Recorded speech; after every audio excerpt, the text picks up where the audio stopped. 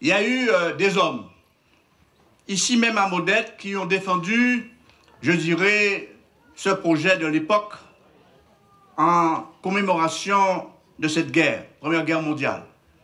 Je vais citer évidemment le père Villus Emmanuel.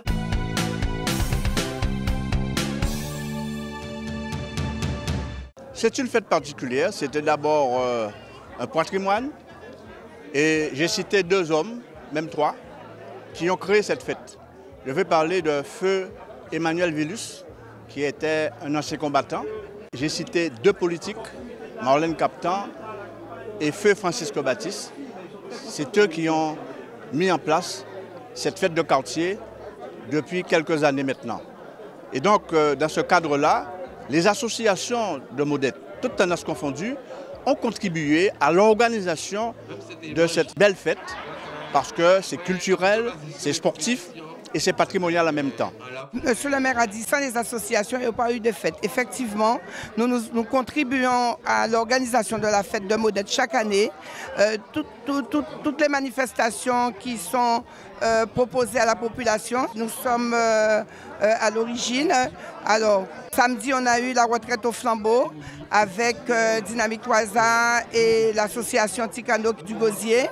Pendant 2 jours, il y a eu le tournoi de football avec l'association Dynamique Loisa et plusieurs autres associations.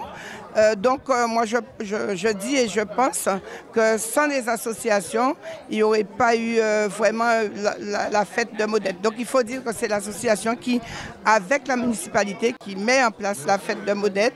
Les associations jouent un rôle très important lors des fêtes de section. C'est la fête de Modette le 11 novembre. C'est une date vraiment pour les Saint-Anais, une date que l'on connaît, qui est inscrite dans le calendrier Saint-Anais, la fête de Modette. C'est aussi l'armistice. Mais pour nous Saint-Anais, c'est d'abord la fête de Modette. Alors, Modette, c'est une section rurale, bien évidemment, non loin du bourg. Il y a des particularités. C'est un endroit où a pu survivre les traditions. Là, nous avons trouvé toute qualité de on a chanté Belay, on a joué Benadin, on a joué Groka. Là, on a fait Cabri, pour sa Cabrit. Et là aussi, c'est un quartier où il y a le plus grand nombre d'agriculteurs, des vaillants nègres, qui travaillent terre, puisque c'est dans les grands fonds, la terre n'est pas mécanisable. Donc, c'est avec Piquois, ailleurs à travailler. Donc, Modette est exceptionnelle. Et puis, Modette s'est développée d'un petit quartier enclavé. C'est devenu aujourd'hui une section avec plusieurs sorties sur la nationale, vers le bourg, vers des hauteurs, vers Beaumanoir au Gosier. Donc véritablement c'est une plaque tournante et Modette se développe. La fête de Modette, les gens en sont témoins. Chaque année, c'est vraiment un moment d'expression culturelle. Au-dessus pour dire, nous avons toute qualité mode d'expression culturelle. Donc vraiment, on a dit, vive Modette et vive la fête de Modette. Mes prédécesseurs l'ont fait quelques fois, je dirais quelques fois, parce que ce n'est pas toujours évident de trouver un budget pour le faire. Mais moi, depuis 2022, j'ai mis en place ce dispositif, j'organise la fête. Ce n'est pas un gros budget, mais c'est un budget quand même. C'est une mobilisation du personnel, c'est une mobilisation, je dirais, des associations qui nous permet d'avancer dans le bon sens. C'est un patrimoine, ça rentre dans le patrimoine culturel de la Guadeloupe, hein.